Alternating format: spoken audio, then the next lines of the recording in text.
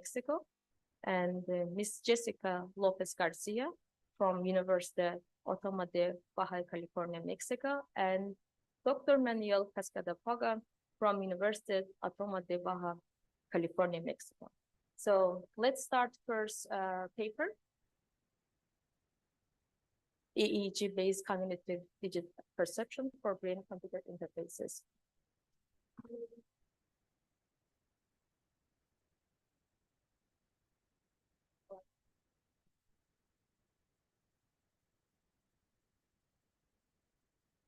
Good afternoon, everyone. So today I'll be presenting a study that I worked on over the summer with my professor. And in this study, we developed an EEG-based cognitive digital perception for brain-computer interface. So the outline of this presentation. So this presentation will start off with an introduction. Then it will start with our objectives and contributions and the methodology of our study. And it will go further into participation background, the background of the participants that participated for our study, and the experimental details, as well as results and insight that we observed through our study, and finally the conclusion. So introduction. So our study focuses on an innovative way to help disabled people to communicate. So in this study, we developed an EEG model, an AI model, which is trained on an EEG data set. And the goal of this study is to help people who are disabled, for example, people who suffer from a stroke, who cannot communicate as they used to do. However, they can still cognitively think in the same patterns as they did before. And also the challenges we face is that in this study, there wasn't much research to work on, because it's not something that a lot of people focused on in recent years. And we had to collect our own data set, and we developed a new method through that. So objective. So our objective is to make a new method using AI models, and we train these AI models so that we collect the EEG data sets, and from those EEG data sets, where we get the participants to think of certain numbers, and that will help the participants print those numbers when they think of them. And also another objective we have is that we want to work on it future-wise. So instead of digits, we'll work on words and sentences as well. So the contributions. So the contributions of our research is that we developed our own data set. We developed a new method of collecting specific data set from the EEG. For example, we conduct sessions where we show the participants digits and numbers, and we time them whenever they see those numbers and digits, and we would label the data set and provide it to the AI model, which would later be trained with that data set, and would accurately detect with an accuracy of 90%, which was achieved in one of our sessions, one of our implementations, which was the movement session. So this is the contribution of our study, and we'll move on to methodology. So the methodology, we conducted our study using a lab setting, where we collected the data set from the willing participants. And once we collected data sets, we would provide it to the AI models. We originally had around 15, but we summed it down to 5 AI models. These were K-nearest neighbor, SVM, a nonlinear methodology for SVM, and decision tree, random forest, and a custom-made VG16 neural network that was trained for the small data set that we had. And we focused on supervised learning because we had a very small data set to work with. And the protocol, so the different sessions we did, the data was acquired using a uniform headset. So this is an EEG which has 8 channels. And in those 8 channels, we collected it through a sampling frequency of 250 hertz. And once we collected it, we would conduct it in a way where it would fit the sessions. So each session was around 10 to 15 minutes per participant, and we had 3 sessions imported for each participant. One of the sessions was based on color, so we showed them like images of different numbers with different corresponding colors. And this is to see the neural patterns of how people would recognize colors and digits. And a second session comprised of limb sequential movement, where we would combine different limb sequences for different digits. For example, we tell the participants to raise their right hand whenever they're thinking of the number 1, and we would tell them to raise their left hand whenever they're thinking of the number 0. And we would use both arms and legs in a method that would collect the data set that we would work with for our AM models. And also we had, other than the limb sequential movements, we had mental visualization where we had the participants think of those numbers while we timed them. So we'd start and end those time intervals. So we tell the participant, for example, we'd like to think of the number 1. Tell us when you think of the number 1, so we may begin the timing. So we would time that session, and we would have it around like a minute, and then we'll stop it and we'll start with the other digits. So the participants' background, we had 5 participants in total, almost split between both genders, ages ranging from 23 to 63, with different levels of education. So for our participants, we had 5 in total, and level of education were bachelor's, master's, and college. So these were the participants that volunteered for our research. And experimental details. So for one of the methods that we did, which was the color perception. So this was in order to investigate neural responses to color and digits, where we show them images of the numbers. For example, here you can see the number 4 with the color red. So we show them different numbers with different different colors, and each number was represented with a specific color. For the sequential movement, we combined neural responses to motor movements as a reinforcer whenever the participants are thinking of those digits and numbers. And mental visualization, we would collect neural patterns was correlated to the mental imagery, which is when the participants were thinking of those numbers. And this was constantly recorded and collected using EEG headset. 8 different channels. So for here you can see the 8 channels that we use. F stands for the front electrodes, C for the centers, and O for the occipitals, which will be in the back of the EEG headset. And all of our raw data was collected through a 250 hertz sampling rate. Results and insights. So for our color perception, the goal is to understand how generally speaking, how the mind perceives numbers, and we train the EEG, the data set that we collected using different AI models. Our findings was quite good results. For K-near was the highest for the color perception sessions. We had an accuracy of 87%, which is very high.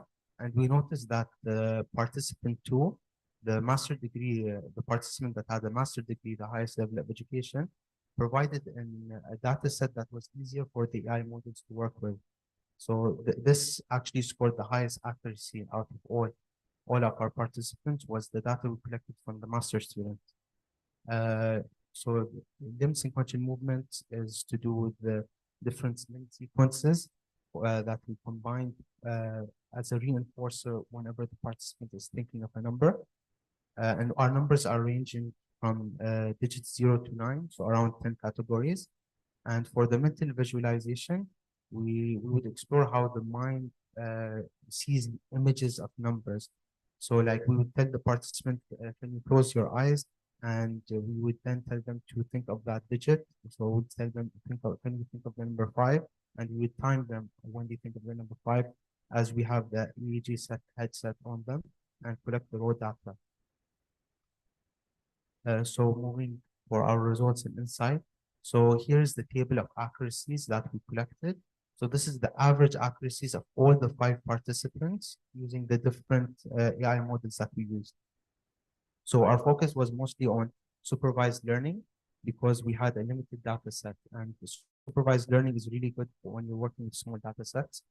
And we also used a custom-made VGG16 AI model. So this VG16 is usually used for image processing. However, we customized our own one so that it can work with small data sets and to work with data sets which are not images. So for our results, we observed that data sets that were collected using the limb sequential movement provided the highest accuracy out of all the sessions. So higher than the color perception, higher than just visualizing the number. So the reinforcer of movement acts as a very strong reinforcer for whenever the participants are thinking of digits and numbers. And for the visualization and color, we observed that when the participants were shown an image, that data set was easier for the AI model to work with and to get a higher accuracy than when the participant was told just to think of the number. So having an image in front of it provided an easier data set for the AI to work with. So to conclude our findings, so the major contributions was that our goal is to advance like the ability to use brain-computer interface in the future for disabled people and for people who have cognitive functions which are the same, but who suffer from some kind of disability which prevents them from communicating. And also we wanted to provide an innovative approach. So we made a new method for doing so. Our performance scored 90% classification accuracy, which is quite really high. And also we observed that participants with a higher level of education provided a data set which was easier for the AI models to train with. And this is what we observed so far in our study. Hopefully in the future, we'd like to open the ability to not just the AI models not just detect numbers, but also words and sentences. So we want to like work more onto this. And yeah, this is everything we've done so far. This is our study.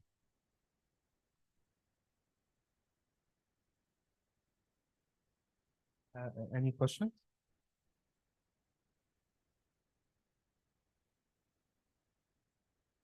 Yeah.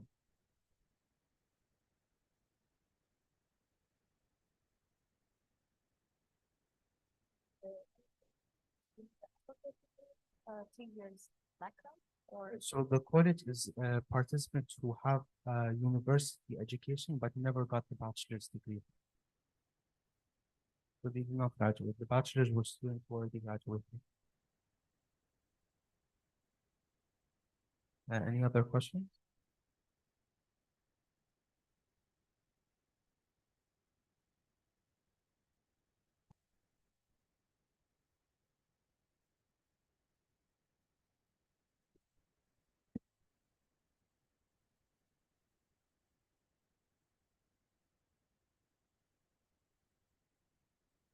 I will be done the second presenter. My first time I will be presenting with the microphone.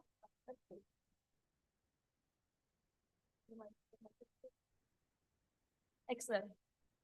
Thank you very much for being here. Good afternoon, everyone. Today I will be talking exploring non-profit and government agency perspective on the artificial intelligence and policy regulation. I would like to mention specifically that I am talking on behalf of the United States of America's system policy regulations. So all I will be mentioning state level, national level means that I mean USA.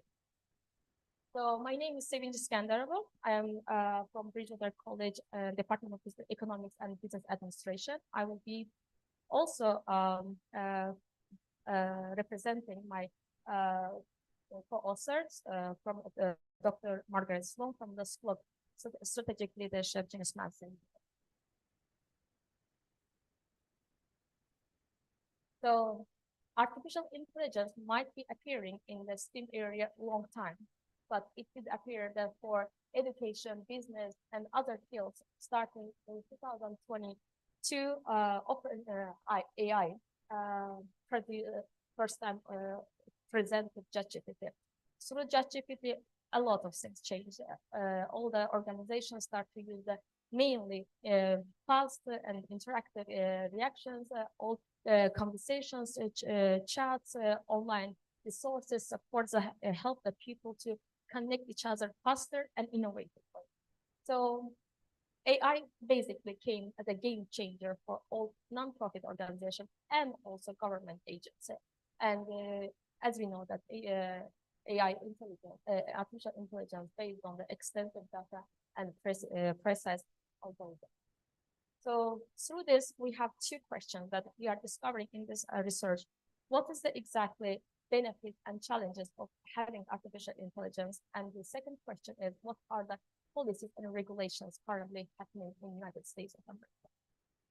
So when we say the benefits, of course, we are mentioning so many important factors that we have from the business perspective, the better decision making, plus communication, innovative approach, innovative connection, networking, business relations, and not only state level, national level, and also we can do it global level, which is helping nonprofit organizations to communicate, to connect the dots from the different perspectives, and help the nonprofit organization to benefit.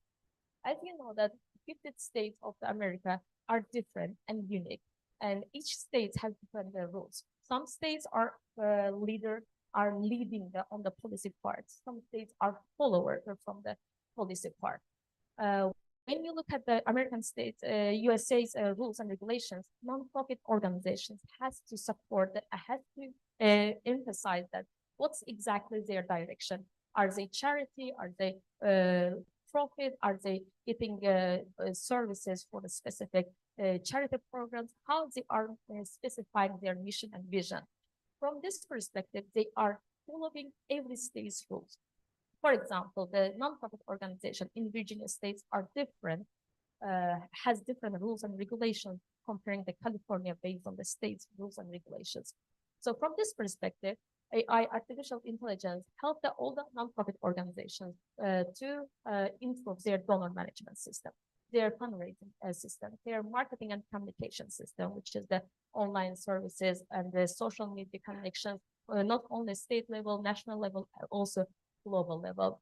They increase the volunteer management system. What is the students or other people that who wants to support the organization, they don't have to be physically in one place. Also, they impact the measurement, mainly financial management and fraud detection, research and development, and connection networking. From the government agency, it's a different government agency, artificial intelligence policy or any policy is leading through the government system and only leads national level, not from the state by state.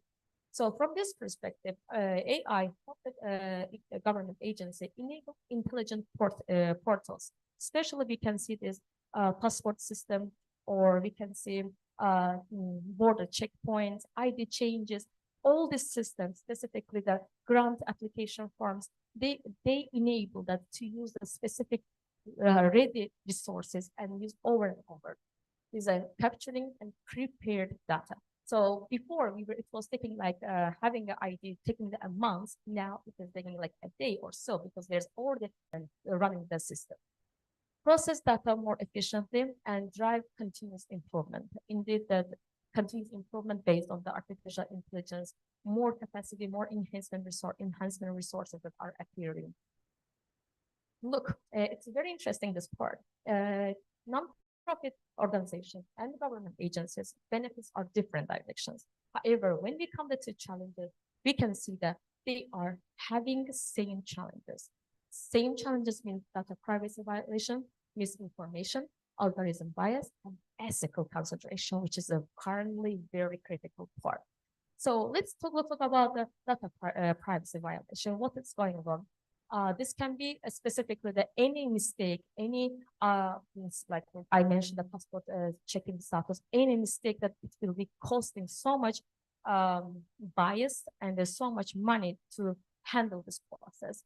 Misinformation, any information, specifically that they are mentioning that, for example, hiring system, leading the system, hiring process, if you know that what is the background person, if you know that what is the gender of the person, that will be the also bias information, misinformation on the hiring process. Algorithm bias, that is also the same process, and ethical consideration. Why ethical consideration is critical? Because AI start to put some limitation of the people's creativity. The people, even though they prefer that using the samples, AI cannot be handled without the human creativity, human interaction, plagiarism, or other the ethical limits, bans. It's very critical point that currently for any business or any education field as well. Okay, so since we are talking about the how the timeline of policy regulations are running, we can start from the 2016 Obama's White House, President Obama's time. It's the start of the first strategic plan. 2016, they start to prepare first step of the strategic plan and how they can implement it, policy and regulations regarding the AI, putting the ethical preparation, ethical consideration to their any fields, not only the business or any STEM field, any field. But in that time, artificial intelligence is not that level, so they just prepare the outlines, initial outlines. In 2018, they decided to try this plan report for the defense ministry, and it did successfully work. But since the Obama's time finished, President Trump, White House, start to take the information from the planning to institutionalization. So what happened in the National Defense Authorization added some ethical concentration and mentioned the highlighted specifically that ethical concentration is important, and we have to be careful with the AI implementation on our borders and other resources. In 2019, a draft guidance for regulation artificial intelligence application implemented. 2019 February, executive order maintained. Their idea was, again, still not using the artificial intelligence for a whole world, but President Trump's purpose to lead, America should be the leading country on the artificial intelligence. The whole executive order was based on that America has to be leader. In 2021, already artificial intelligence started to implement all area, all STEM fields, business field, and also education field. And they start to release the final report which started from the 2016. In President Biden's time, which is current time, back-to-back new acts had been accepted, new policies created, which started 2022 June. Global Catastrophic Risk Mitigation Act signed. 2022 October, Blueprint for an AI Developer Rights signed.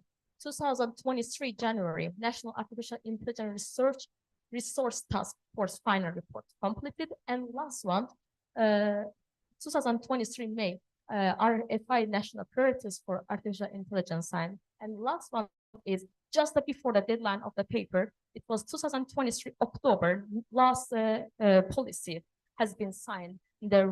And the standards was including requiring developer to share safety test results, developing standards and tools, establishing new standards for biological screening sentences. This was very critical. Protecting against AI-enabled fraud and deceptions, developing an advanced cybersecurity program, and directing further actions on AI security through National Security Memorandum. So, Executive Order 2023 October prioritized 5 different aspects. federal support for privacy, preserving AI techniques, strengths privacy, preserving research and technology, advanced equity and civil rights, ensuring fairness, and technical assistance coordinating between Department of Justice and civil rights. So why I keep saying that federal support privacy preserving important? Because all the systems start to run through the cameras, to recording the faces, which comes so much bias and somehow privacy protection. And then the started people against for the rule that they don't want it to be screened or face screened for the like passing through the just a store, passing just some areas. They didn't like the idea of having a screen for their faces. So through this, different states, which only I believe 8 states there, states start to submitting different aspects, different programs, different outlines, ethical rules that how we can protect, how we can enhance our opportunities for our business people, at the same time our humans, that they don't get any offended, and then also how they are protecting their ethical data privacy. So what happened, they keep sharing different policy rules for the national level and to support. However, only the states got accepted some specific limitations that they can have at this policy rules, that which is the concerning personal identity and privacy. They don't allow every place to have a screen recording. Future Work Act, where AI has impact on employment, wages, and skills, and the prohibits business from making false and misleading advertising claims, and transparency and fairness, automated decision-making commission, and etc. So what we are understanding, what we are suggesting, we believe that system leadership, systems is the best way to offer effective leadership. What does this mean?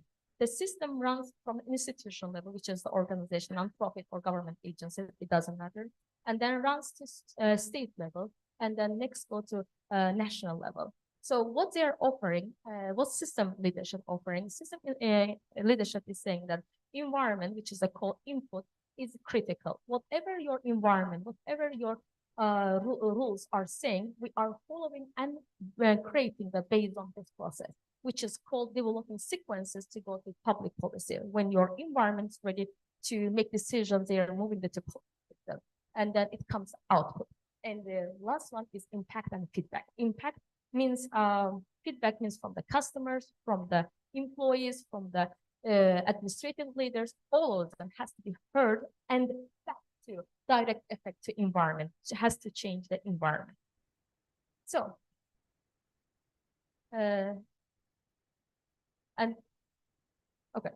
environment. So what is the another part is that there are two more effective ones.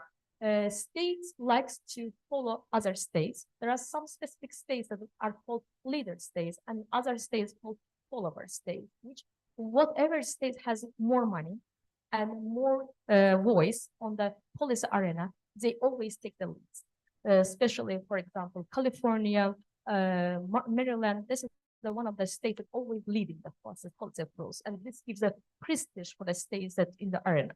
So what they are doing, they are working so hard to get accepted all their policies from the national level, from the White House Commission, and then through this, the remaining neighborhood states are copying that model, making sure that they are following the same rules, and then they go through the same system.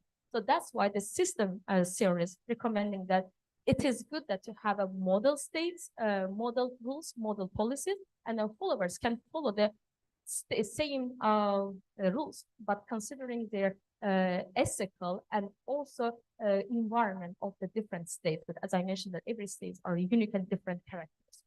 So what I present today, I present that AI anymore, it's not option for any businesses, any education systems, or any other field. It has to be there, and it is there, and it is developing. So all we need to follow, making sure that we are considering these challenges and the opportunities and taking to the next level. Also, AI must be ethically implemented in any field. It doesn't matter what field we are talking, in which specific topic, even though we are talking about the training of our employees in the business area, it also has to be ethically considered. And also adopting system leadership approach could be a way to lead us for the effective leadership. Thank you so much. Since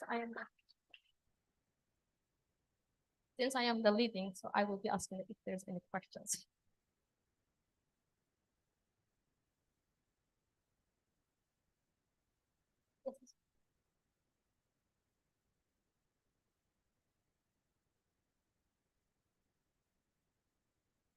This study only focusing on the United States of America. However, there is a same rules that like if we go to the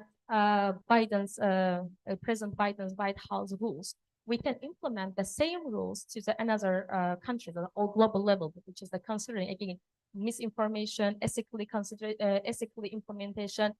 It is the rules for all countries, for all leadership process, so we can easily implement. And plus, system leadership is also counting that you have to connect with the citizens, with the civilians, and with the customers or the training people. That it doesn't matter what you are doing, but have to be input should come related to the output environment, and we can build this bridge easily and successfully. One more question. Is there another country that has a different standard for AI? I am not aware. I didn't study all the countries, but while I was reading the research paper, I was reading United Arab Emirates paper. I read the Azerbaijan, which I am from originally, Azerbaijan paper. They are total different levels, since America put the decision that they have to lead the artificial intelligence policy in the world. So they are trying to more creative, more advanced level policy for currently. But already United Arab Emirates has their country level accepted rules and policies that which I would say that they are also leading in the Middle East area. So I'm aware of the other countries, unfortunately. Thank you.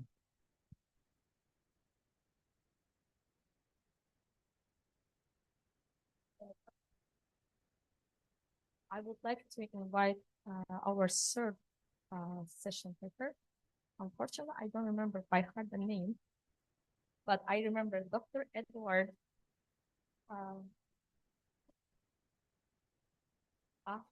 Fellow. Thank you. Good afternoon.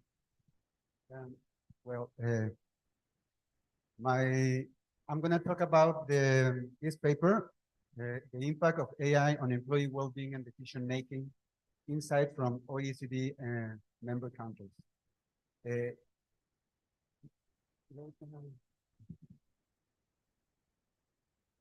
My fellow colleagues are Richard Evans from Canada, and the other guys, David Romero Gomez, Jessica Lopez Garcia, and Manuel Castañón, are from my university in Tijuana, Mexico. This is the outline that I'm going to talk today. My motivation, introduction, hypothesis, method, results, and conclusion. The motivation is we've been working on this topic of happiness management for several years now. We have a colleague based in Spain. In Spain is a big issue, this topic, because they have a lot of social issues with people, with students, and with people all over there, and they put it in the front of the agenda in firms and in the government. And then we've been involved in this kind of in research, and now the topic of AI is getting bigger in this area too. How it affects people, how it affects organizations, how it affects how the people work, how the people feel satisfied. So the development of an organization in this era is focused on technology, mainly in how can we get more expert on some topic based on that specific knowledge, technical knowledge, that we have to be very skilled and very productive, very based on results. And that's something that put stress on people all over history, no, not today.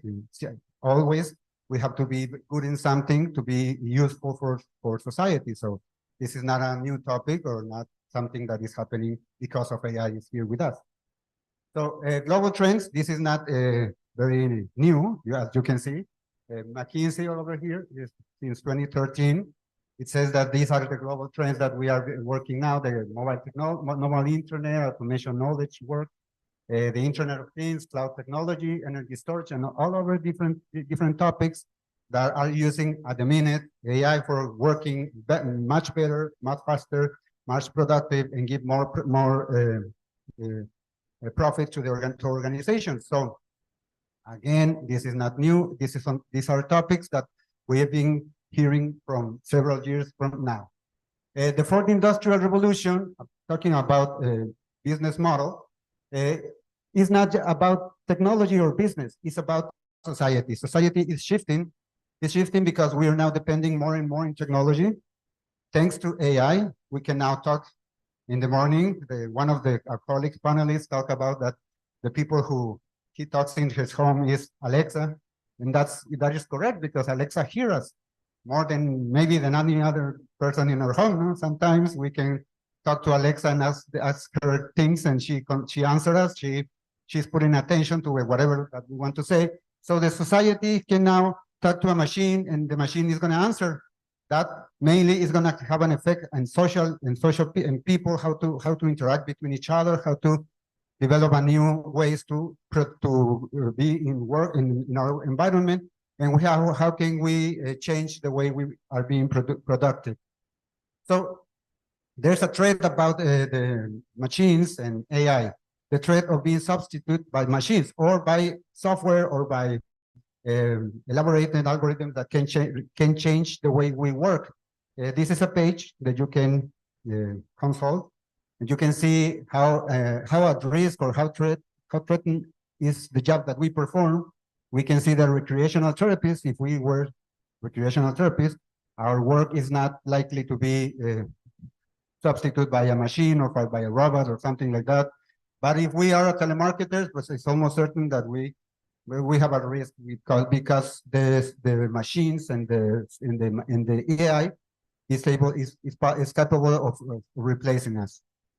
So that's why in the last one of the economic forum, in the future of jobs report, this is not the last one, but this is the last that I have the list of new soft skill requirements for people in jobs in the job environment. As you can see, all of the requirements are based on social skills, on how to interact between people, not between technical knowledge. These are skills that people have to do to interact with teammates, to be leaders.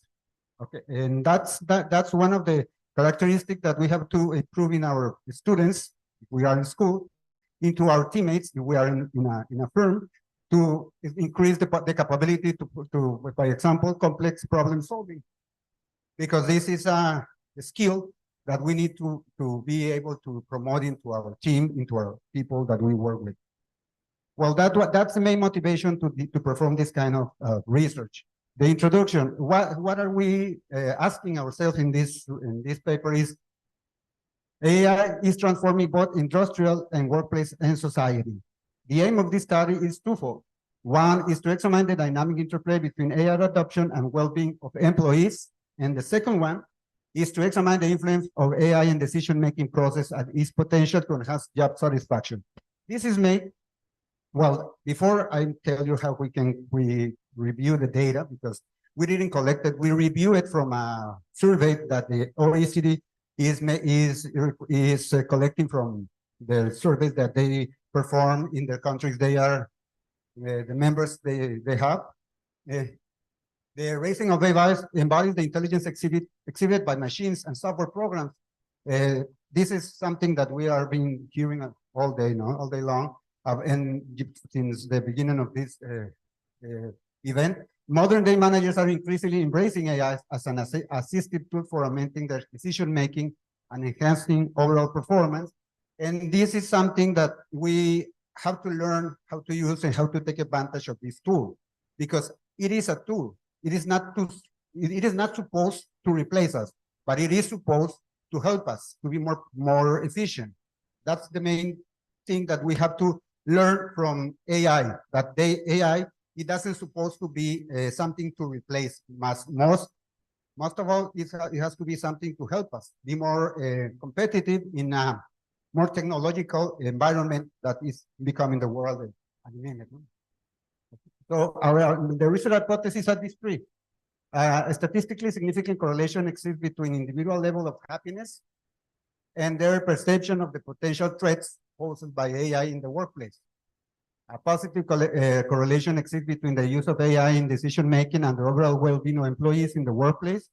And a positive correlation exists between the adoption of AI tools by employees and their overall job satisfaction in the workplace. So we are basing our questions in how they perceive themselves, because we must understand that these are questions that are answering by perception, not by some technical data. It is something that the people must answer, and they tell you how they feel at the minute that you perform the survey. The method is what this study performed both exploratory and confirmatory, no, only exploratory, I'm sorry, there's an error there.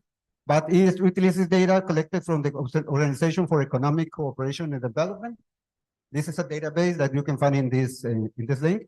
Selected items were defined according to the nature, depending on the literature and comparing definitions, because it is a large database.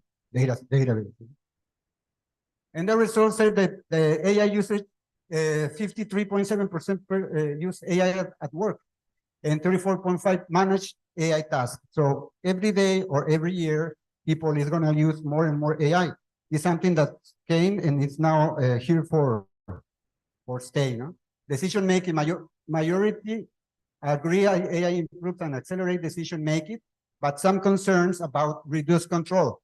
We are now having some philosophical questions about how we are losing creativity instead by example, using ChatGPT, but because ChatGPT can create some essay for us, and we didn't have to force ourselves to be creative and to try to put ideas in one front of the other to put an idea for us, but we can have the AI doing that for us. It is something that we are losing control. AI concerns various responses regarding instruction from AI, obsolescence fears, pace of adoption, performance pressure, privacy, and information security. These are the results of the factor analysis, and we can see that this is statistically significant, it's correlated, the variables are correlated. We have values that indicate that we have an adequate sampling size. Well, it is a large sample size because, as I told you, we didn't perform the survey. It is a data that you can download it and you can do with you can do whatever you like with that in this link. It is on at the end of the paper, and these are the factors that we managed to find when we perform the rotating component matrix, that all AI traits and worries consolidate all traits and factors affecting workers. You can see here the item that we selected and how they managed to group themselves, and how the questions are grouped by them, group themselves, and we name them. We name the factors. We name the factor 1 as AI traits and worries, AI help and decision making, AI usage management, and AI personnel, AI-based workers. So these are the results of our analysis using that database. And we can say that the study highlights AI positive influence on employee well-being and satisfaction. It offers an empirical insight challenging traditional views of AI impacts on the workforce, suggesting AI roles in enhancing employees' experience because it helps them to perform and to give better results. The papers conclude with discussions on AI broader implications for workplace management and the future of work. The study explores how AI contributes to improve decision-making in organization settings, focus on AI's roles and enhancing the effectiveness and efficiency of decision-making process, analysis of AI's impacts on the quality of decision made in various workplace scenarios. And finally, I think I love them. We can see that then the people that there is a threat, or we can see that there's some threat with the AI, the people don't see, don't feel that threat that as very relevant, because they can see also how the AI is something good for the performance. And we can see that it's a paradox. Despite concerns about job security and decision control, AI can paradoxically enhance worker happiness because it helped them to get a better results. Decision-making efficiency is also help them make better choices because put them the differences options that they have, and even they can evaluate the results or the outcome that they're going to have. An integration in AI integration network, active use of core AI correlate with higher happiness due to improved productivity. It is a good thing that you can finish work faster and you can go home earlier. Management of AI teams. So oversight AI-related teams offer a sense of responsibility and leadership, positively impacts managerial happiness, and direct interaction with AI workers engaging with AI tools find satisfaction in technological contribution and clarity enhancing job containment. And in conclusion, this study find that AI-related threats do not negatively impact worker happiness. We cannot imply that because we are using AI, people are going to be unhappy or are going to feel sad or something like that. It's something people is starting to see at a larger level, at least in these countries, because we didn't section which countries of the OECD says that they are more happy or not. No, we just use it as a group at the minute. We can look at later which of those countries are the happier and are the saddest or something like that. But at the minute, as a group, they don't find it negatively an impact on happiness. The key factors contributing to this positive impact include adaptability, efficiency, mastery, leadership, and clarity in roles and tasks. So they feel more effectiveness, productive.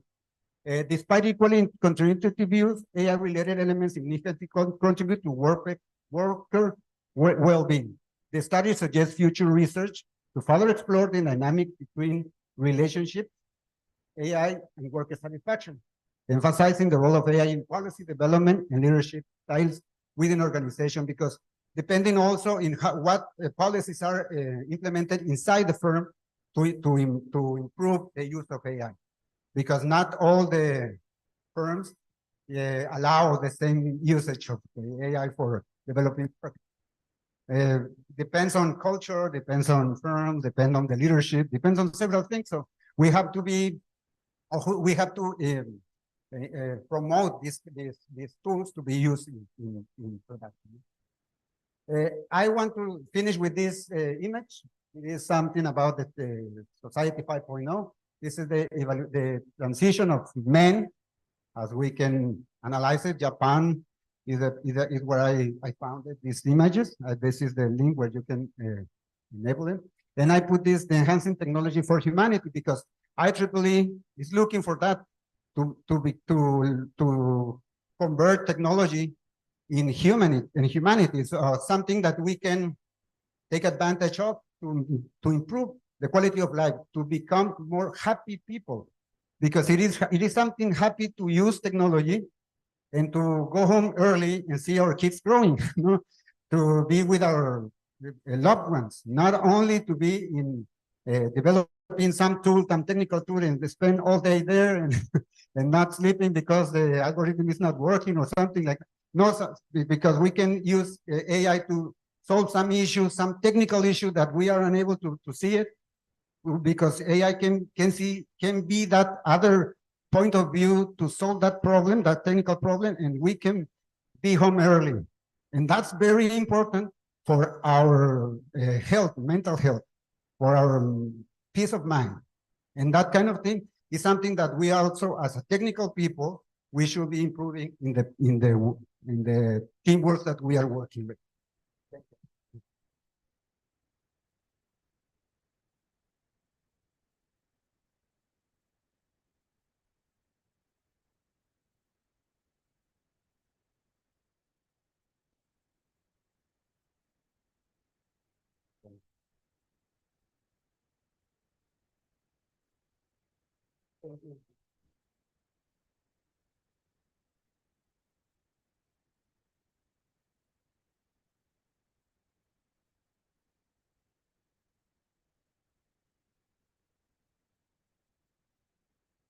Right now, I would like to invite Dr. Ismail Aray and the discussion.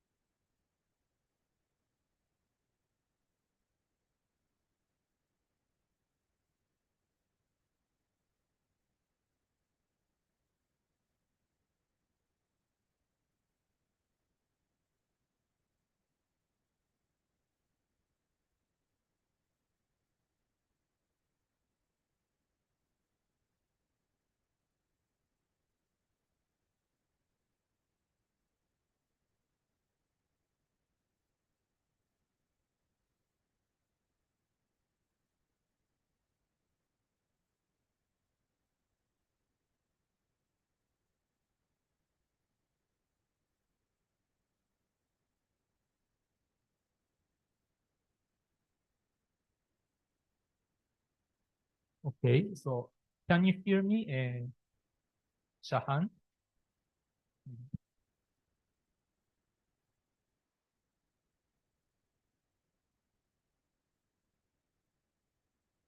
Hello, can you hear me, Shahan? Hi, can you hear me? Okay, so can you start your presentation right now with this Zoom live? I cannot find out your video from the site. So if you are ready Sure. to dive in, so we can start the session. Sure, I can. Perhaps like just give me like 2 minutes because I have the presentation, but it has got a video recorded on it, so I can just remove the video so that it doesn't play while I'm presenting it. Just give me like 30 seconds, I could do this. So can you play the video through the Zoom instead of? Sure, I could do that. I can then just play the video. And so let me do this.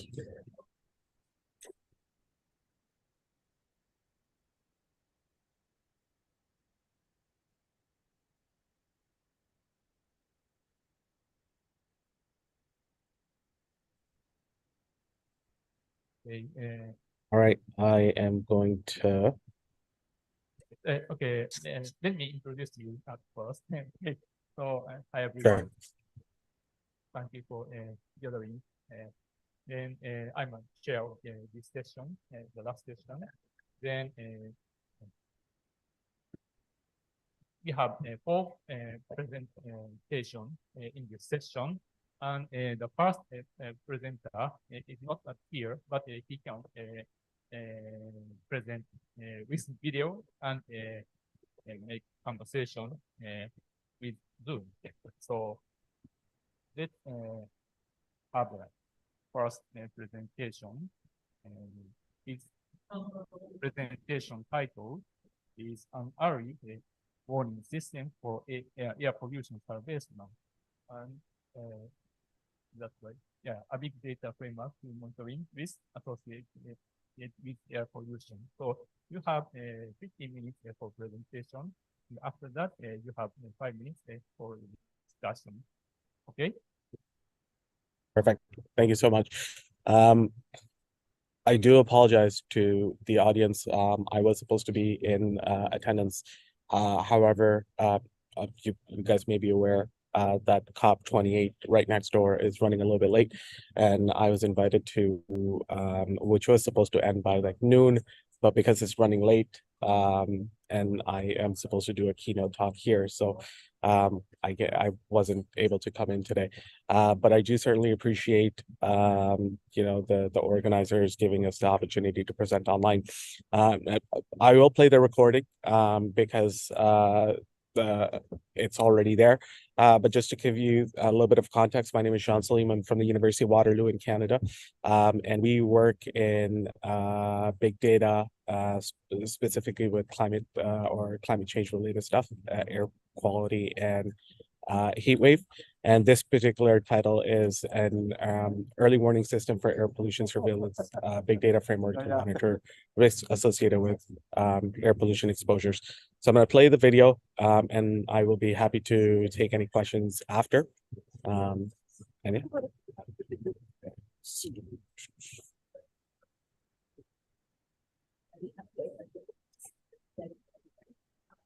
All right, here it goes.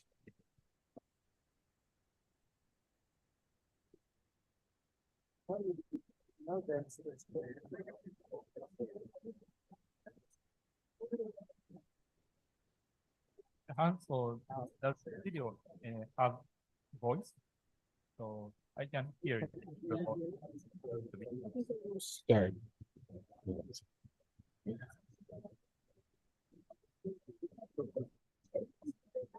Sorry, I missed you because the video was playing. What were you saying? Yeah. Sorry? Shahan, the video has not sound, so make sure that you are sharing the video with its sound. Okay. Not sure what it sounds like.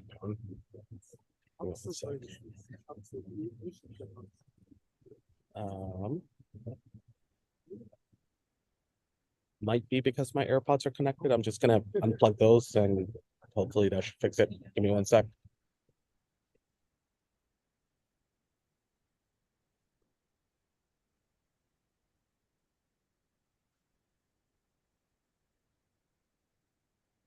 Hello, my name is Shahan Salim, and I'm a PhD candidate at the School of Public Health Science at the University of Waterloo. And I'm presenting our project, an early warning system for air pollution surveillance, a big data.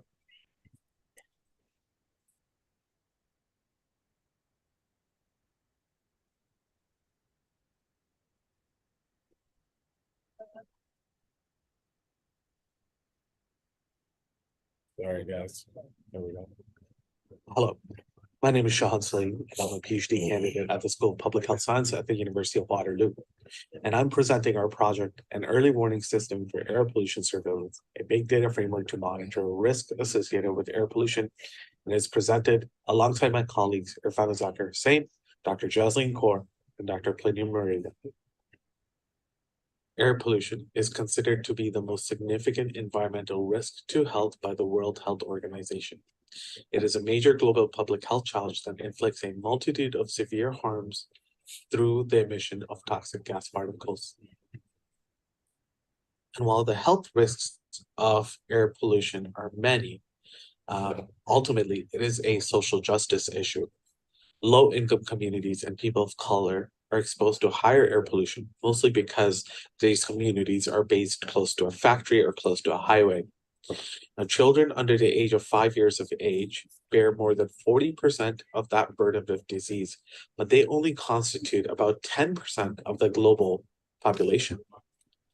88% of the existing global burden of disease to climate change also falls on children, mainly in low socioeconomic status population. But the more important part is that accountability is almost impossible, and that's what makes air pollution such a big challenge.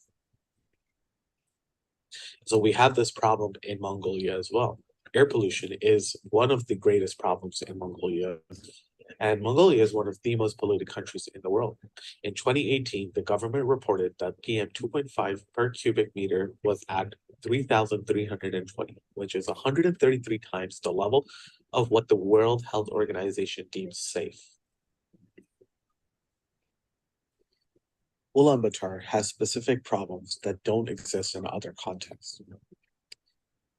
The city has almost tripled in size since the 1990s, and today accommodates just under 1.5 million people. And the way it has grown is just as important as to the extent of its growth, with intensive rural to urban migration resulting in a sharp increase of informal settlements. These settlements are comprised of structures called gers, which you can see on the left-hand side, which are portable circular dwellings made from wood, canvas, and are insulated from animal hide. In them are stoves that burn coal and wood, and during the winter, when the temperatures drop closer to minus 40 degrees, coal is used because it burns longer than other fuels. This coal is purchased from illegal black markets where local coal is raw and unprocessed and produce large amount of pollutants, but it is also cheap. The geography also plays a role in creating the problem. Ulaanbaatar is at the bottom of a valley, which creates the thermal inversion effect, in which the layer of cool air gets trapped below a layer of warm air, keeping the pollutants near the ground. To overcome the problem, we have partnered with UNICEF in Mongolia to develop an early warning system based on low-cost IoT-based air quality sensors. Now, what is an early warning system? An early warning system warns about an impact of the event, forecasts of the potential consequences of a climate hazard event in terms of an effect on people and infrastructure. And it is important to identify that the development of these triggers and designs of early warning actions require detailed information and understanding of local context and lean on understanding of both local and scientific knowledge, which we have acquired in the past in a different study. And the data ecosystem is an amalgamation of multiple technologies. Azure Blob Storage is a storage solution offered by Microsoft Azure, provided an efficient way to store large amount of unstructured data in the cloud. We also used Azure Virtual Machines, which is a highly flexible, on-demand, and scalable computing resource offered by Microsoft Azure. Unlike traditional physical hardware, an Azure VM allows for creating virtual instances of hardware, operating system, and software in the cloud, eliminating the need of expensive hardware maintenance. The data ecosystem and pipeline was divided into two. The first was the server side. The server side had a data extraction framework. Now, it was important that because we used low-cost IoT sensors, and we knew that they were responsible for providing accurate air quality readings, we could use them. In the use case presented, data was collected from government deployed stationary air quality sensors from various types of air quality sensors available on the market, such as Air Visuals or Purple Air. This enabled that the system gathered a diverse range of data from a multiple sensors, which improved the accuracy of the real-time monitoring system. The second part of the data extraction framework was data retrieval. During the data acquisition phase, the VM gathers the information, including sensor type and manufacturer, location, latitude and longitude, and key air quality variables such as PM2.5, PM10, SO2, NO2, O3, temperature, and humidity from various sensors. The raw data is collected and stored in a Microsoft Azure Blob repository to manage the large volumes of data to ensure appropriate access control. The data management strategies developed to ensure that data is properly curated, backed up, and secure. When new sensors are added to the ecosystem, the VM collects relevant information such as sensor ID, location, data, and component details through a private API key. The information is stored internally in a configuration file that contains all the necessary information about each sensor in the system. The VM then connects to the respective sensor API and then pulls the historical data, downloading them in 24-hour bracketed JSON file. For sensors that have already been onboarded, the data VM initiates data updating. Once all the raw data has been downloaded to their respective JSON files, the VM connects the Azure Blob storage using authentication and authorization information.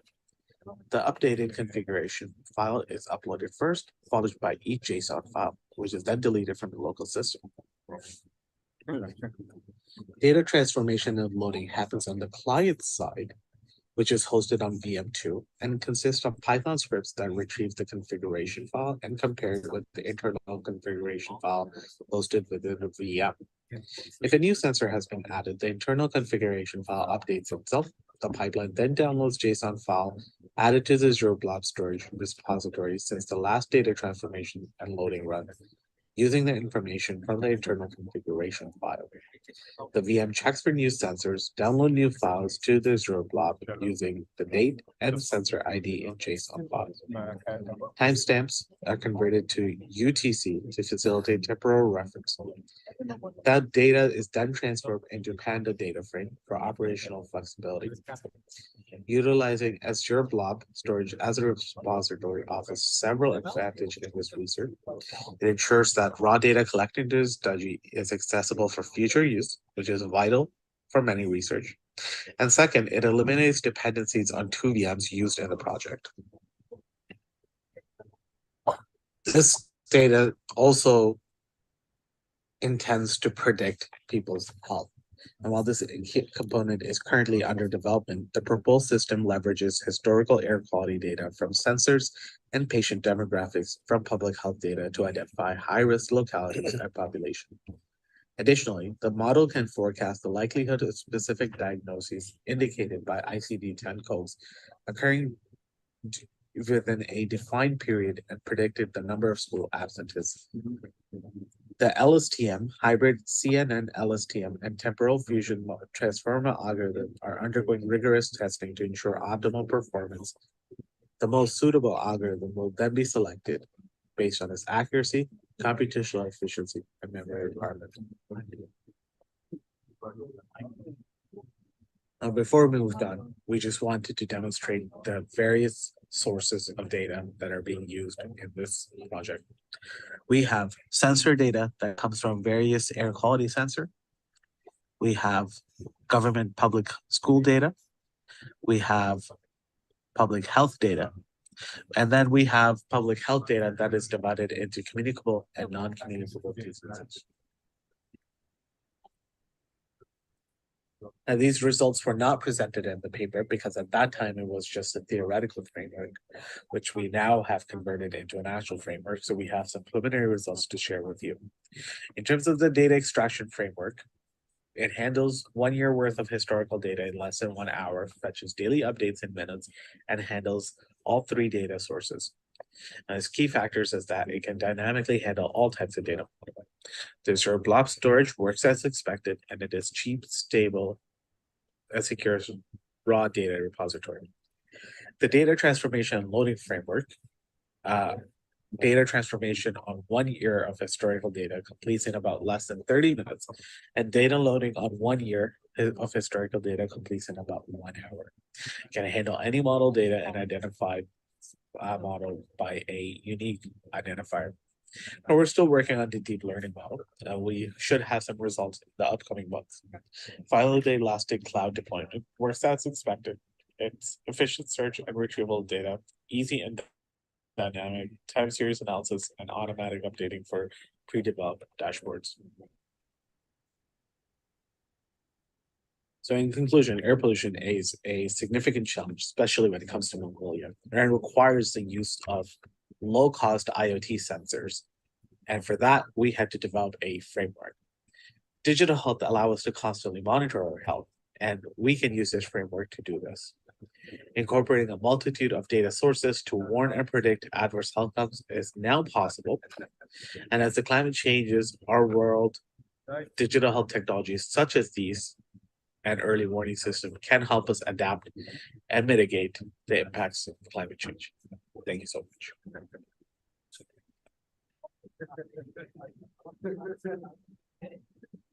Thank you, Shahan. So let's move to the question comment session. So do you guys have any question or comment?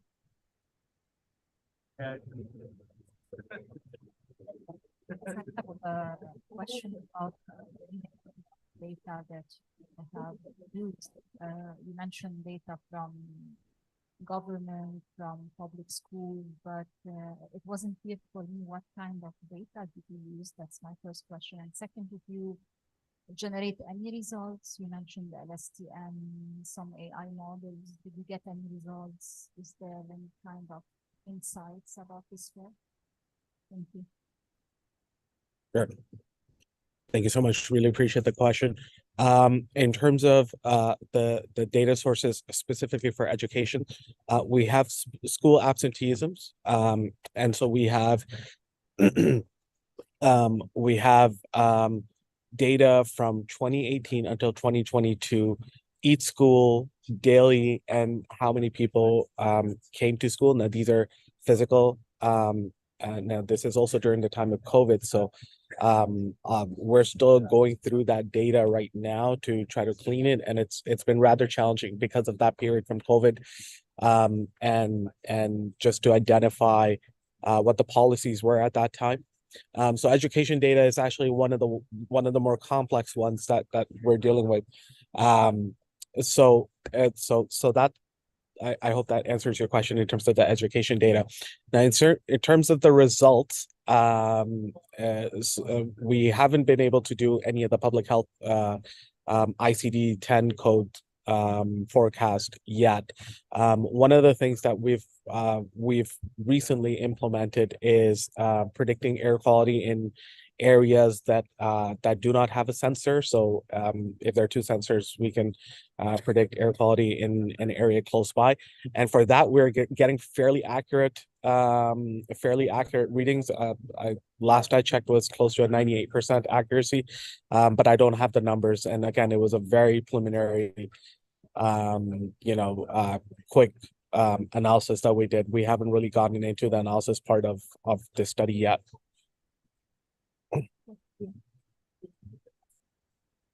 Any other question or comment? Okay. Okay, thank you, Shahan. So, Hope you guys have a wonderful day. okay, so Rwanda, in case of the Rwanda Mountain Tea Factory Limited, presented by everyone. Okay, Abraham, so if you are ready, please start your presentation.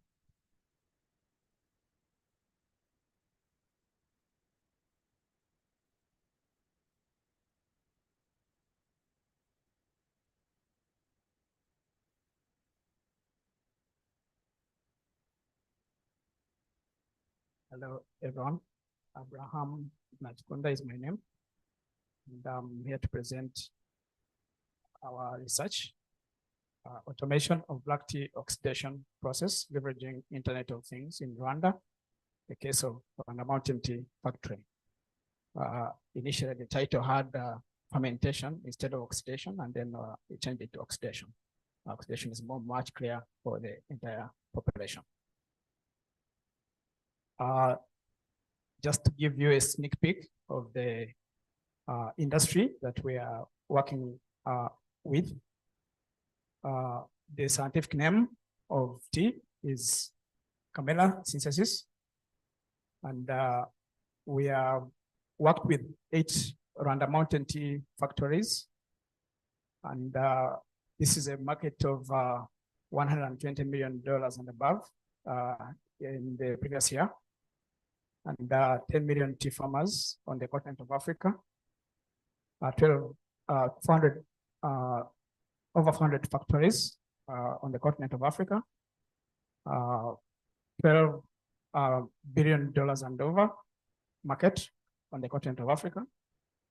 That's an annual market size, and then 1.5 million metric tons per annum, and the compound annual growth rate of 12%.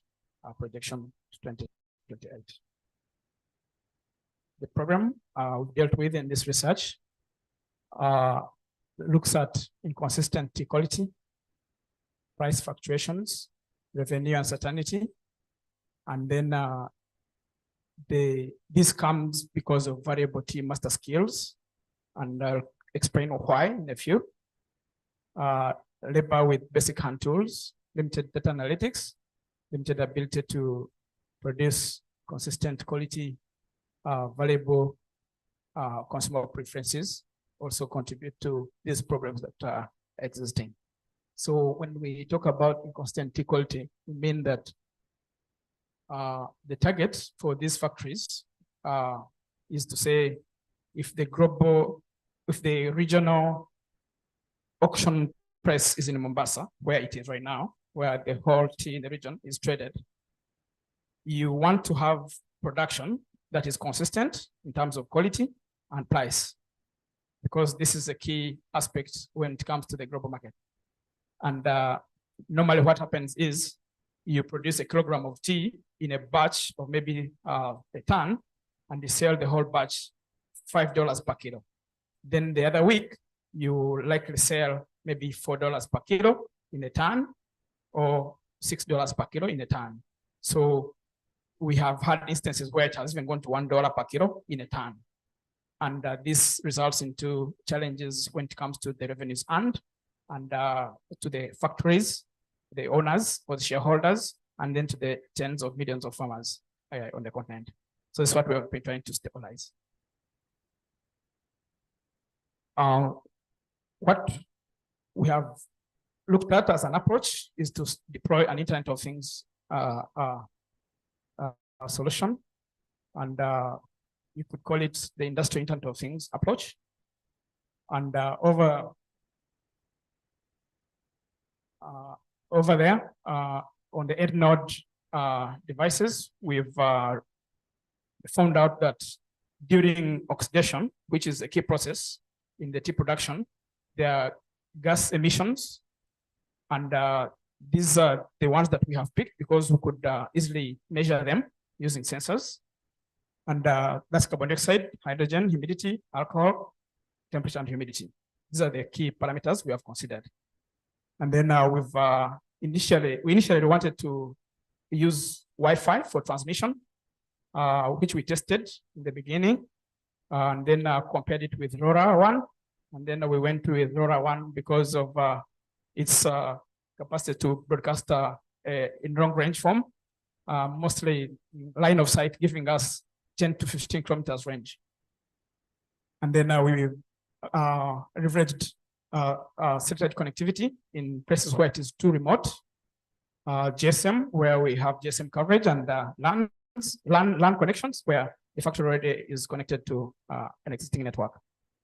And then we've taken advantage of the Things platform, where we've plugged in through an API, and then transmitting to our cloud platform on Google Cloud Platform and Amazon Web Services. Down there is how a deployment plan of a sensor looks like. So the sensor we've designed is a custom one, in a sense that we wanted to deploy independent sensors like in the beginning, but we realized it was looking very funny for the food production area where we were dealing with. So we had to partner with a potential manufacturer in Switzerland, which we have acknowledged in the paper, to do a custom probe. So we've designed the custom probe, I think, ahead. This is the probe design, combined a number of sensors in the probe, and transmitting via LoRaWAN. And we've called it our e-nose, our electronic nose. So this is an electronic nose inserted into a tea trough during oxidation. The analogy of an algorithm is to say, okay, we have looked at different frequencies per every parameter detected per sensor. And we know that through what I would call a reverse engineered process, we've gone to the end side at the Mombasa auction and looked at the benchmark of maybe $6 per kilo. And then we've gone back looking at the data at oxidation that helped us to produce that $6 per kilo. And then we've monitored that over time to say, okay, this is the frequency appearing, and we've taken averages of the best mean. We've taken the best mean of the frequencies that are giving us the best benchmark of the quality and of the sales price that we are looking for. And then we come back and we say, okay, if that frequency is achieved, then we should stop the process of fermentation or oxidation. If it is still lacking, we continue the oxidation process. Here is to show you a LoRaWAN gateway we've deployed at a factory, which is giving us coverage for our deployments of sensors and helping us to transmit the data. And I've bought it from Carling. Right here is to show you detected values of oxidation at 3 separate batches from start to optimum end.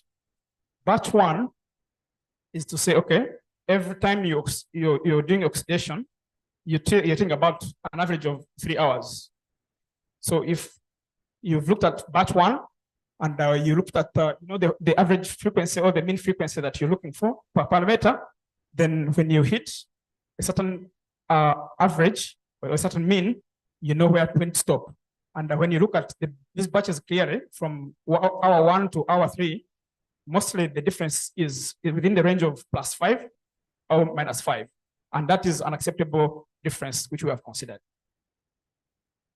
And this is to graphically represent the other data where a client is able to see what is going on.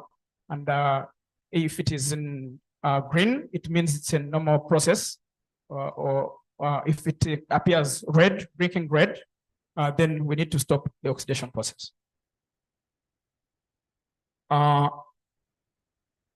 Finally, we now go back to say, okay, what is the result if we do this kind of process batch per batch?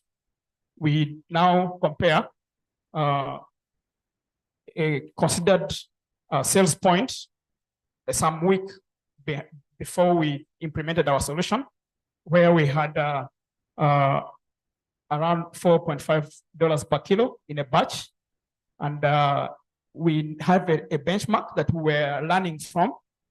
And then, which was around $5 a kilo, which is for grade per grade. These are the grades of tea. And then once we deployed, we are heading towards the benchmark price. And that is a result we're happy about. And that's what we are presenting today. In conclusion, an IoT approach has been implemented over a LoRaWAN communication platform. This supplements current process to trigger automated data decisions at oxidation, contributes towards better return on investment through ensuring consistency mechanisms. And the future really is about how do we improve this to other agro industries, such as coffee, cocoa, and others. This is the end of our presentation. I'm happy to answer any questions if available. Thank you, Abraham. So you guys, question coming. So when I see the figure 3, I'm curious about the structure of the system. So, I think the application control side will be run on the cloud side or PC in the operation center, right? So why the application controller needs the LoRaWAN interface? So it might be directly connected to the internet. If I get you right, the LoRaWAN is a platform for transmission.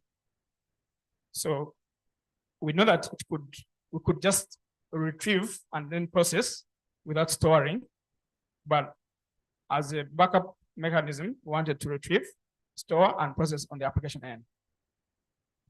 So, where is the application in the farm? So we have dashboards inside factories, that are visualizing what is going on the side of the application. And people can also have access via mobile phones to, if a factory manager has gone out of the factory, he needs to keep monitoring what is going on inside the factory. So it's inside the factory, not in the farm. So even inside the factory, you need a backhaul of the internet satellite with land. So by default, all our gateways are backhaul. Yeah. So it's robust for any. Yeah. Just in case. Okay. Yeah. Thank you. Then have another question. So do you have any trouble to control the LoRaWAN? So I know it's simple device, but if it runs fail, so all the keys are destroyed. So for now, thank you, Professor. For now, it's supplementary. We have not kicked out the old physical monitoring process. For now, it's supplementary until a level where we feel it can independently run. Maybe we would have learned a lot to fully make it independent, but for now, it's supplementary. Thank you. So any other questions?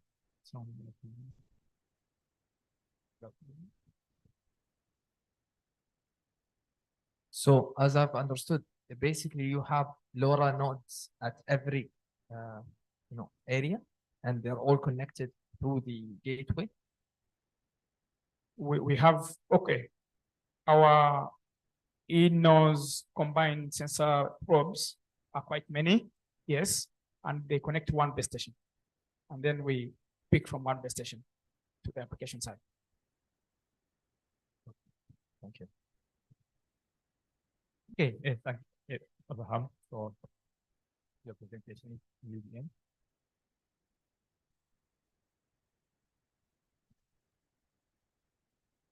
We'll go to the next presentation.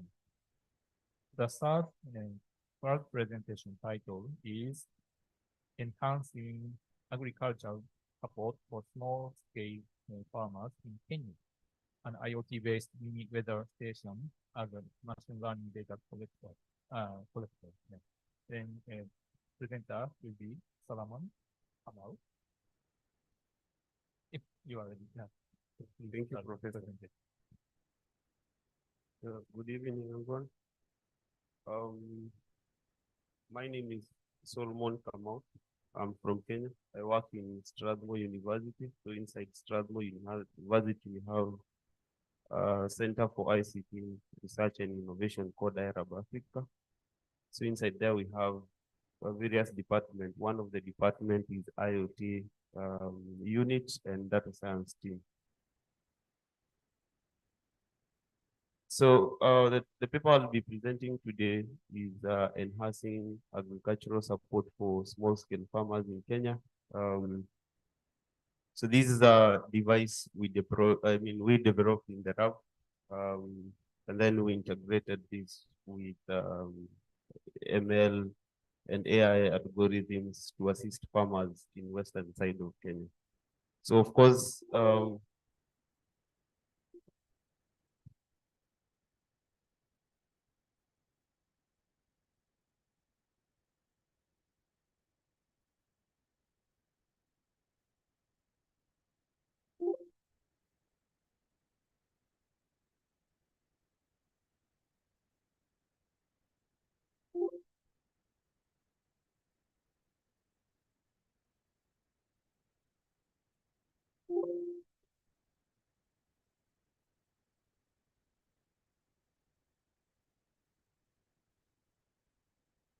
thank you.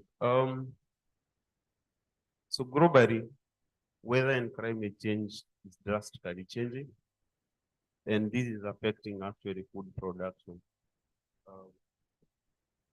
So in Kenya, small-scale farmers contribute 90% of food production sector, and actually agriculture in Kenya makes the major source of GDP.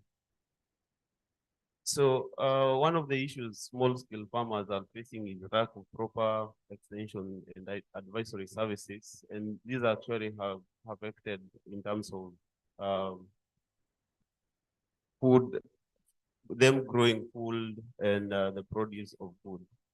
So we sat down and thought of how do we come up with an IoT device that is fused with AI to assist them.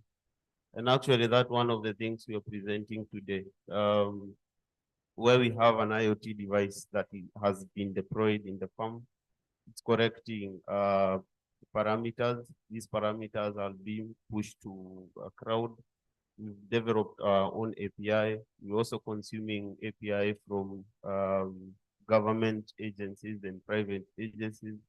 And then after that, we're able to come up with an application. So most of farmers, or rather where I come from in Kenya, they do not know how to, to speak English. So the local language there is Kiswahili. So we thought of how do we come up with a name that they can relate to. So by the end of this presentation, I'll be able to teach you one Swahili language or one Swahili word called Imarika to mean how do we affirm the farmers. So we first designed and developed and also implemented mini weather stations, and then designed, developed and deployed an Imarika chatbot application. So what makes a mini weather stations?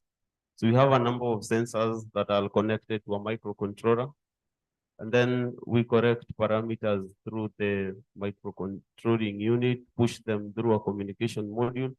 Of course, here at the communication module, we had to strategically choose which infrastructure exists and what, the amount of money we had. My colleague already has talked about LP1 connection. Of course, that initially could be of high costs during this implementation. And then now the data that was corrected, we utilized the MQTT protocol, pushed that data to our servers. And now from the server, we're able to come up with web application. So this is how the technical development of Imarika mini weather station looks like. So you'll have the power side of it, you'll have the sensing and the controlling side of it, you'll have the communication side of it, and then the parameters that are corrected, we push them to a server through MQTT protocol. So of course, we design a PCB that have all the sensors together, and we were able actually to locally print our first version of the PCB. It's a through-hole PCB at the moment. And then we designed the Imarika mini weather station chatbot. So the quite interesting bit of it is that we gave the farmers the application. They can talk to the application, and then it will go through the Swahili speech-to-text translation model. After translating that, that goes to a knowledge base in one of the government agencies called Kenya Agricultural Livestock Research Organization. And then the English response will again be translated from English to Swahili, and that is now interfaced to the end user. So this is what makes Imarika. So the data that was being corrected from the IoT device, we created its own API. We have agencies such as Caro who give us their APIs. We have Weatherman in Kenya. They are called Kenya Meteorological Department. They give us an API. And now we have all these fused together. We use the Swahili STT model. We have the common voice data set that is now actually having this to from English to Swahili in a voice way, and then using the RASA framework, and then we, at the end of it, will have an Android application.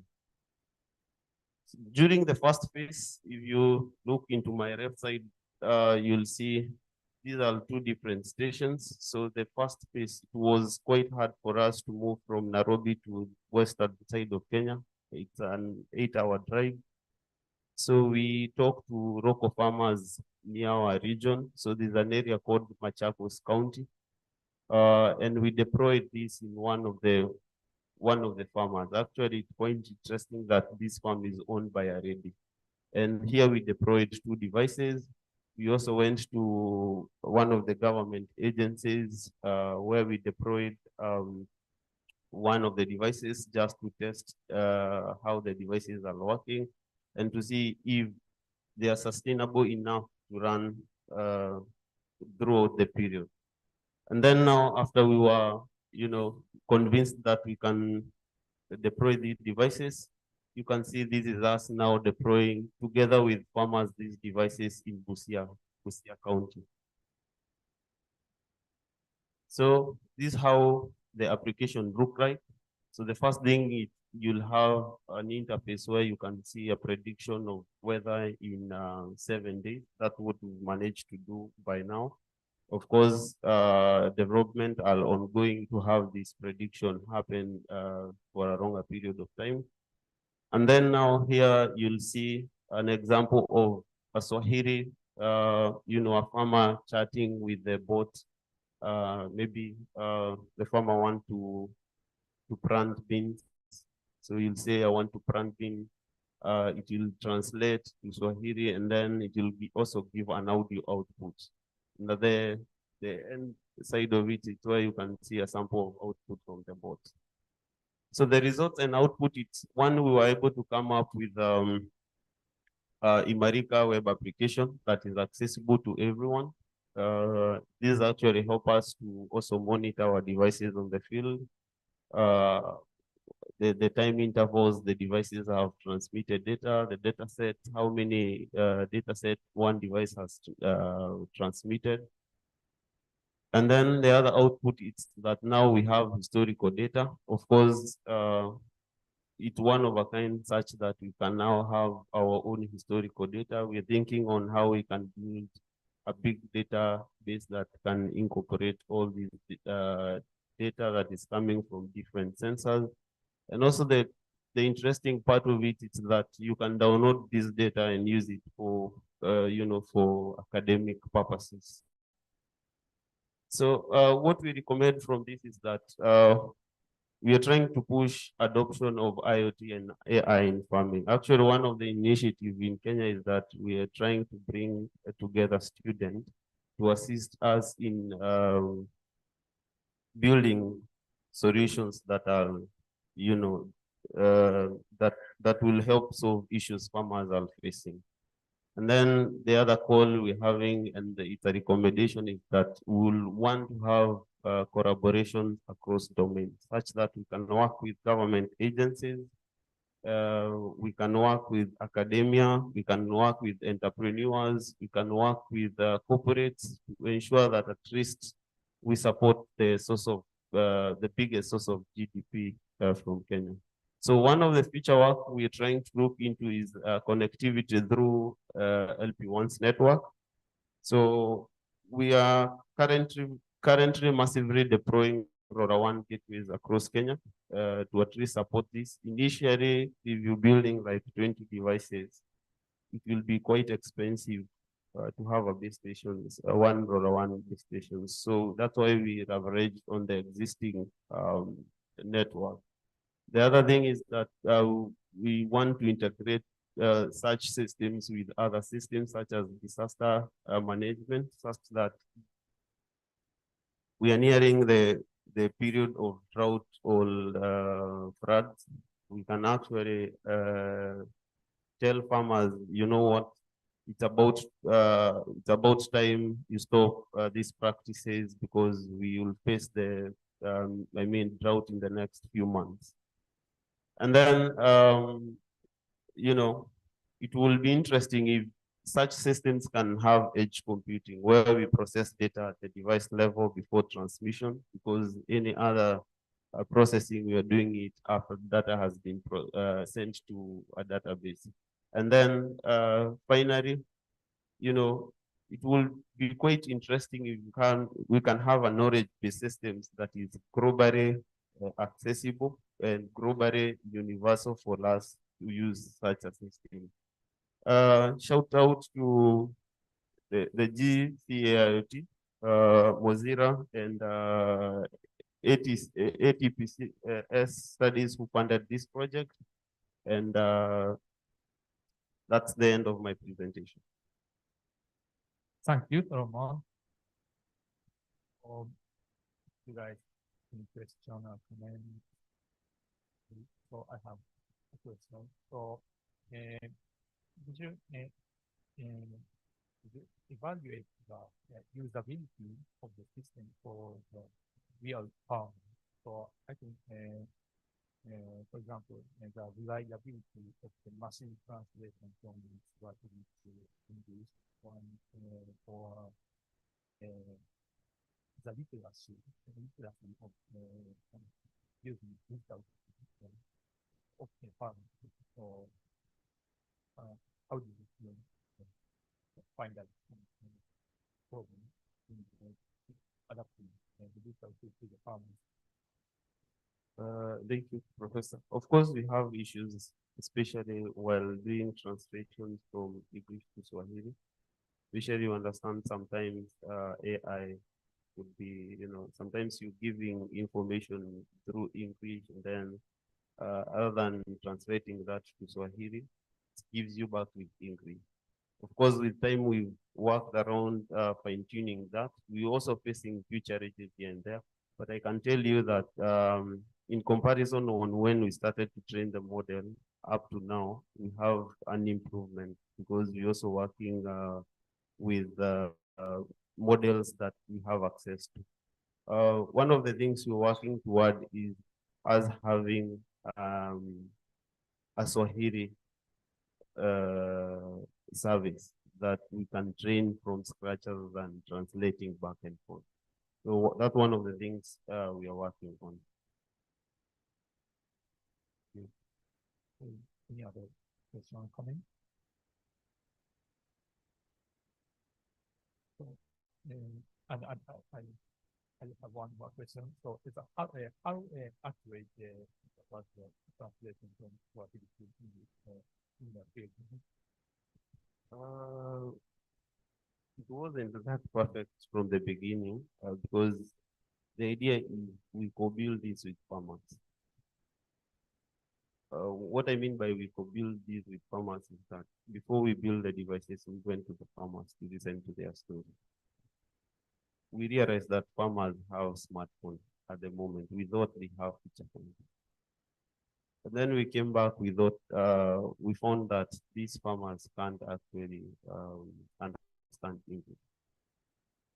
So the model we have at the moment is having, the farmers at the moment. Of course, we've trained like 10 groups. We went to the field back to train them, show them how to install the application and how they can get this feedback. So of course, you'll find the issue of sometimes you're training a farmer, you say that I want to plant say bananas.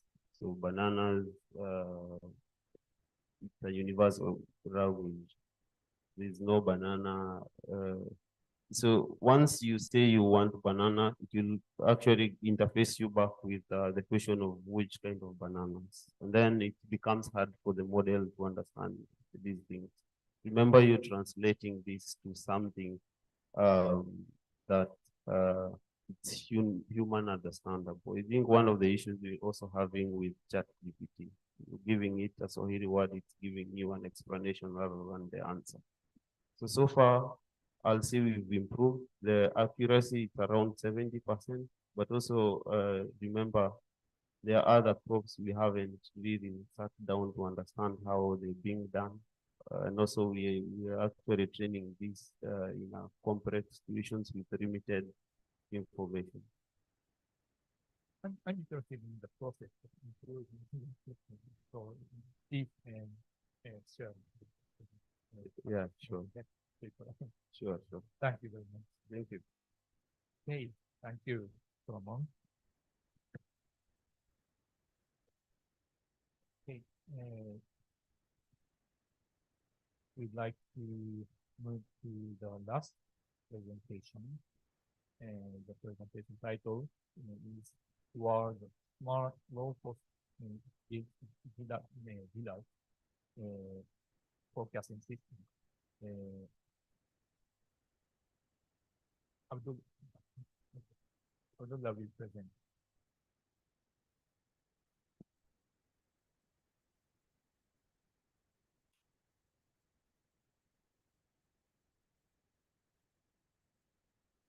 Hello, everyone. I hope you are well. I'm Abdullah Salmani from the National Space Science and Technology Center at United Arab Emirates University. So I'll be presenting our paper towards a smart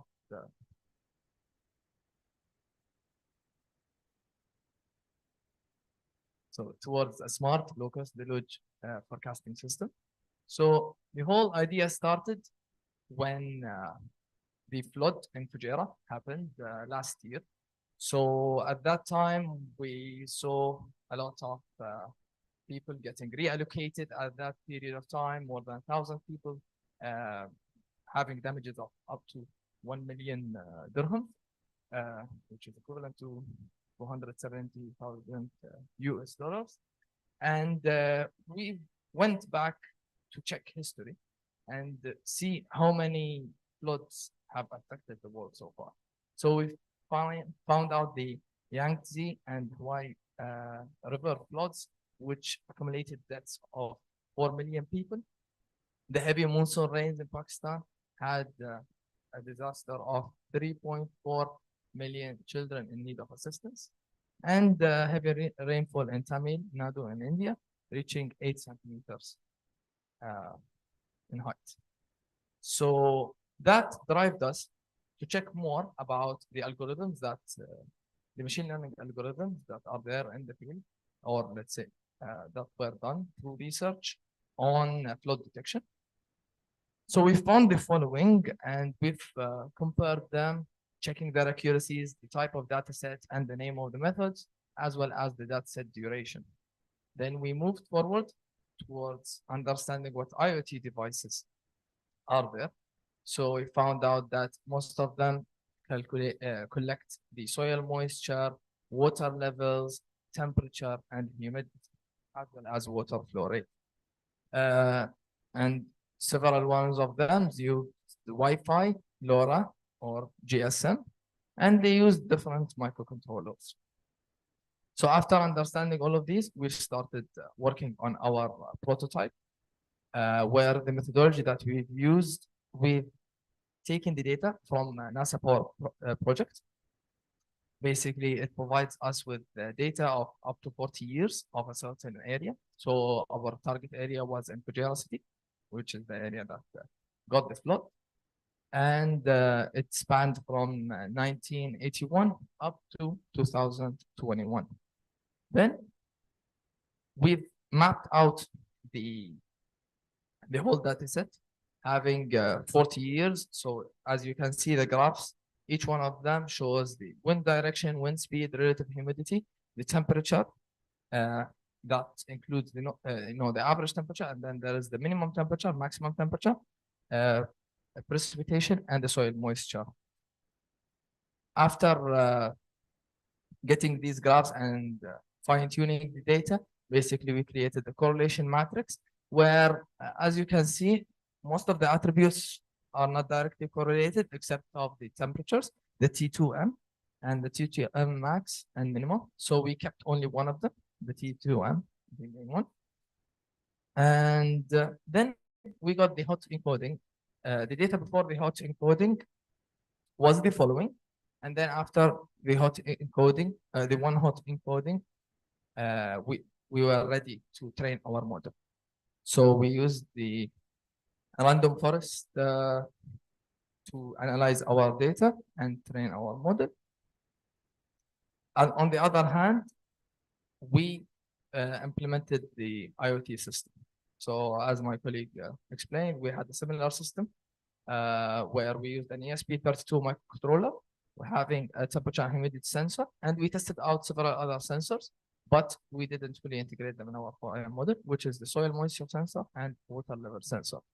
The data was sent through Wi-Fi and Bluetooth, while we had the LoRa studied by us, but we wanted to use another microcontroller to do LoRa communication for easier communication and long range. The data gets sent to the Firebase, and then it gets sent to the website where people can see it, and whether they want to use it in their studies or they want to, generally know the situation that's happening in that city. So this is the implemented system on a breadboard. We had the intention of implementing it on a PCB, but we found out that it's a little bit a lengthy process iterating it, but we are on the process of fully implementing it. So as you can see, the one on the left side, the photo on the left is, the system functioning normally, including the humidity and temperature sensor, our ESP32 microcontroller, and then the temperature ranges and humidity shown, as well as the time on the LCD. And then on the right side, we've just wanted to test whether if we remove the humidity sensor, everything will function as expected. And yes, once we remove it, only the time gets shown while the rest of the metrics disappear. So regarding the results and discussion, after collecting the data using our IoT device, it gets sent to the cloud and processed using our machine learning algorithm. And we got the main thing that we've used to calculate or to measure the accuracy of our model was the error. So we got an error of 0.04 millimeter in precipitation. And as you can see, the orange one is the predicted precipitation and the blue one is the actual precipitation. We have only one outlier, which the model obviously couldn't expect. However, by using 70% to train the data set and 30% to test the data set, we found out that the results are quite good. And to conclude, the system is fully functional, hardware-wise, as well as the algorithm. The results were validated, and future improvements would be the PCB implementation, the incorporation of global climate models, global circulation models, and global climate models. And one of the things that we would propose is using satellite and aerial imagery of these certain areas to understand whether there's a flood coming or something, just to take precautions in advance. And the utilization of different sensors, as mentioned in the system diagram, would make the system more accurate. These are some of the references. Thank you for listening. Do you have any questions? Yes, thank you, Abdullah. So, you guys, any question or comment? So, so I'd like to know, so where will be the sensor installed about the rebound? So there should be some know-how to precisely monitor and forecast and deluge into the river. Do you have any know-how about that? Do you mean? Do you have any knowledge or the insight with your experiment? And from your experiment, did you do any experiment on the real river? Yes. The thing is, this prototype was taken outside. So you should have know-how. Where is the best place to install the sensor? Yes. The thing is that we started with one, but we had the goal to distribute it among the city in the areas that we are expecting. Areas that have the lower ends and the higher ends, trying to distribute them as much as possible. So the main challenge we found is that there are a lot of weather stations around these cities. However, there's, let's say in certain areas, we have 4 or 5 in every city because they're quite expensive, the large ones. So using IoT based ones that are quite cheap, but give good results would be helpful in terms of distributing them, connecting them all through LoRaWAN networks. And maybe beside, in terms of if you want exact placement, it would be beside the traffic lights at these areas. So, and they're all solar powers, which makes them okay. Much you are monitoring all the city, not only around Riba. No. It's the whole city, because what happened in Fujairah basically, it's suddenly the whole city almost flooded. Okay. So this is why we want. That's our next step is hopefully try to distribute them among the city, get accurate readings, and see how the model will act accordingly. Yeah. Any other question? Anything okay? Hey, thank you. Thank you so much. So and then we have finished all the presentation, and we can conclude this session. So okay, please end with upload. Okay. Thank you, Ismail. Thank you for all the presenters. We'll have a short break of 15 minutes and then we'll return back to the room for the closing of the conference.